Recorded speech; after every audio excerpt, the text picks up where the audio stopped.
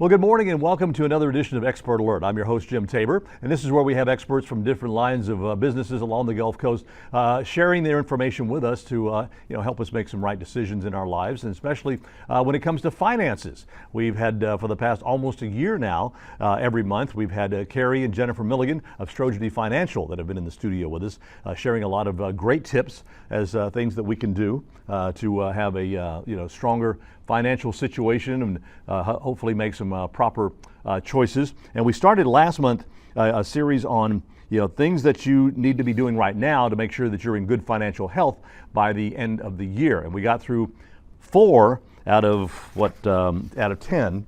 So if you would, go ahead and recap those first 4, and then we'll finish out the rest of them. Sure thing. So the first thing you want to do is you want to look at your budget, revisit the spending, check your credit score, make sure nobody's gotten a hold of anything or been opening accounts in your names. It's also a good idea to see if there's any cards hanging out there that you might need to close. There's all these advanced tax credits that we've talked about several times that you need to make decisions about. Do you want them or do you not? And then the last one we covered was double checking that withholding. And I know a lot of people have taken me up on that because I've been getting the pay stubs and having people ask me to check them. But double checking that withholding to make sure that they're in the tax situation that they're expecting come April. And you can change it if you want to. I've known some that have set their withholding at one thing the first of the year, and halfway through the year they change it. Yes. Absolutely. So you can do that. That does. Now with the new W-4, that can be a little tricky because people still haven't quite figured out how that new form translates into what ends up in their pay, and I've had a couple of people get burned, so be careful with that. Okay, that's why you need a good financial advisor to do that. So number 5, let's take a look at that. So number 5, look at your life insurance policies and make sure that you have the correct coverage that you need, for your family, and also that you have the correct beneficiaries, because that can change, right? The life events, divorce, births, whatnot. You want to do that as well. Revisit your will. If you haven't updated your will, or if you have children, you definitely want to have guardianship in place. If you haven't done that in 3 years, you want to revisit that. Every 3 years probably minimum to look at that. So, and see that you're where you want to have. And also you would want to have a durable healthcare power of attorney and a durable power of attorney for financial things. If you were incapacitated, someone can follow your wishes on what you're doing. So that's a big picture, more holistic. The next point is more back to what we're looking for the end of the year, and also maybe on the tax returns and investment altogether, is look at your 401k or your workplace retirement, whatever they're providing you there at work, and make sure you're maximizing that, because the more we put away, the more we'll have for our future, right? We know that. But also that there can be nice tax deductions, and tax-free growth with that. So you can bring down your taxes at the end of the year. So always, that's another thing we've been doing a lot when people are coming in, have you maximize your 401k? And they're not even realizing that they could put even more in, And of course it depends on your budget. That's one of the first things we talked about, right? So you want to look at that in lockstep, but that's a wonderful thing to do now, because that'll help us for taxes come January, April. And it'll increase our net worth. And a lot of people don't even realize that some of the tax-free benefits that they have through their employer. Like some employers will pay part of your, or let you put away part for dependent care tax-free and things like that. So there might be some benefits that you just don't even realize that are available to you. Right. It's always good to take advantage of those. Okay. The next one is there's a couple of items that can impact your tax situation and your financial situation. You want to make sure that when you have these things happen that you're checking with the tax advisor, because all planning, 99% of it has to be done by December 31st of the calendar year. If you're not letting your advisor know these things happened until January, February, March, or April, there's really not a lot that can be done. The planning ship and the opportunity to correct some things has already sailed. So a couple of those things would be if you've sold some highly appreciated stock. Pro tip on that, if you have, and we have had a big market run, if you have some stocks that you're looking at that have a bunch of gains built in and you're looking to get rid of them, and you're looking to make charitable contributions, donate that highly appreciated stock, because then you get the tax deduction and not, at the fair market value, not have to deal with that gain. And the charity gets to take the gain.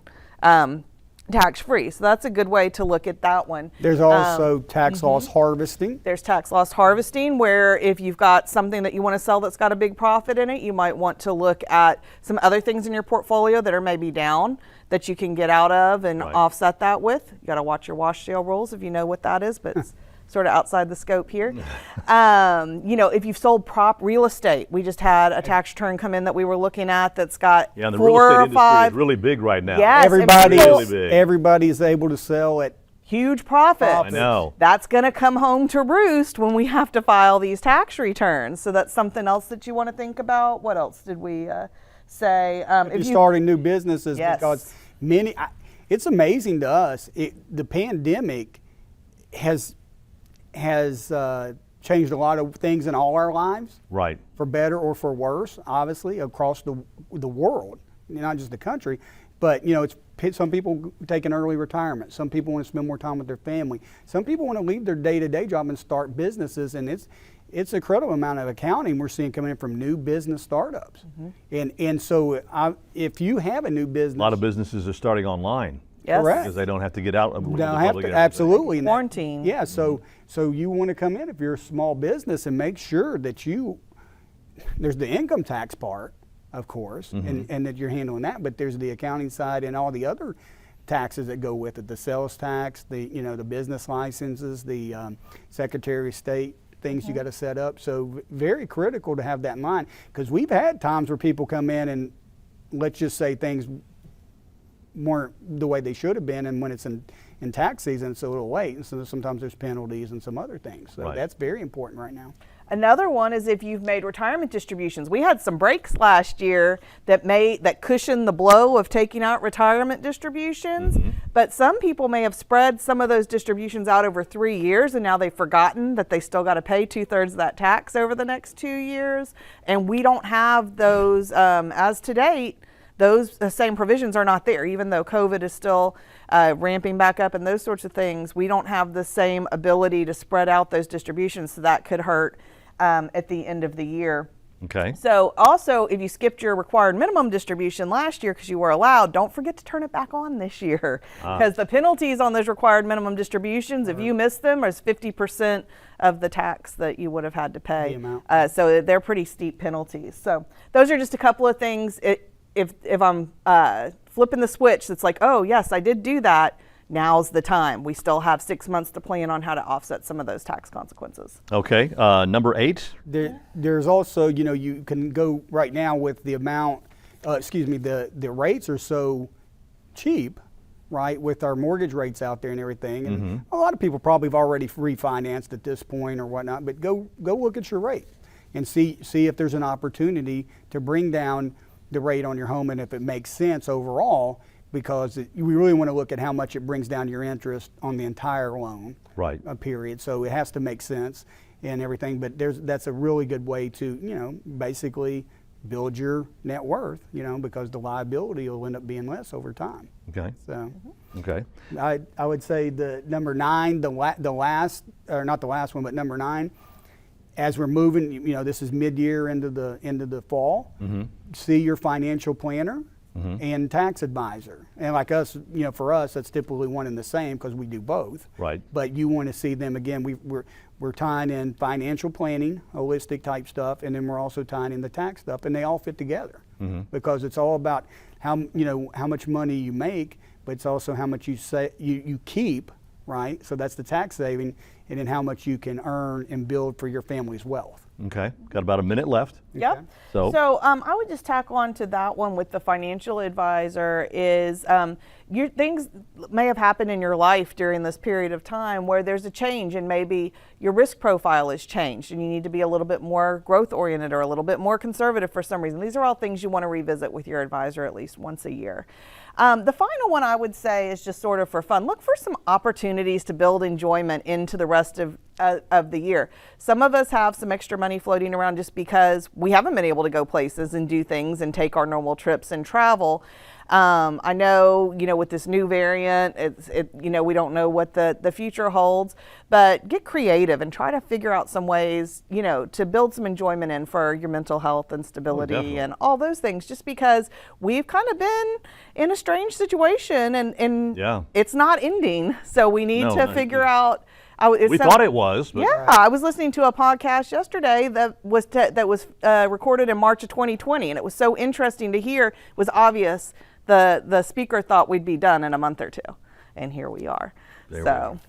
Okay, so next month will be our last visit with y'all. Yes. Matter of fact, on Thursday, September 2nd. Be sure and tune in at 10 o'clock. We'll be talking about comprehensive financial planning and what that means and what it looks like. Right. There you go. Again, we want to thank Jennifer and Carrie Milligan for being here from Strojny Financial again. If you'd like some more information, they are located on Pass Road in Biloxi, just on the east side of Keesler Federal Credit Union. Yep. Thank you again for being here for another edition of Expert Alert. If you have a question for any of our experts, go to WLOX.com and click on Expert Alert. For a list of any of our upcoming experts, go to WLOX.com and click on Expert Alert.